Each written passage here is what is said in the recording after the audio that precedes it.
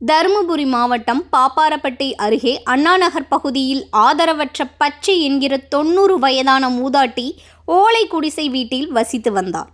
கடந்த சில தினங்களுக்கு முன்பு பெய்த கனமழையால் ஓலை வீடு முற்றிலும் சேதமடைந்தது.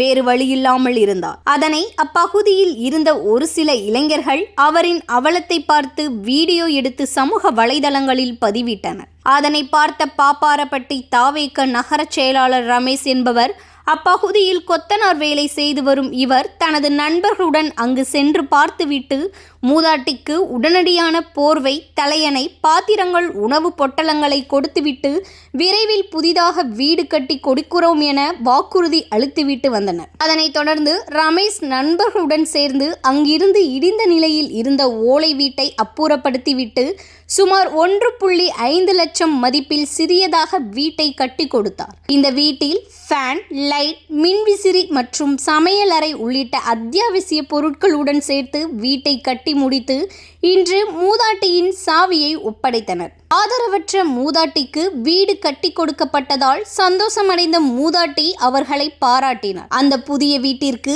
தளபதி அன்பு இல்லம் என பெயர் வைக்க மூதாட்டியின் சம்மதமும் தெரிவித்தனர். ஆதரவற்ற மூதாட்டிக்கு தமிழக வெற்றி கழகம் சார்பில் புதிய வீடு கட்டி கொடுக்கப்பட்டதைக் கண்டு அப்பகுதியில் உள்ள பொதுமக்கள் கட்சி நிர்வாகிகளுக்கு பாராட்டுகளை தெரிவித்துக் கொண்டனர்.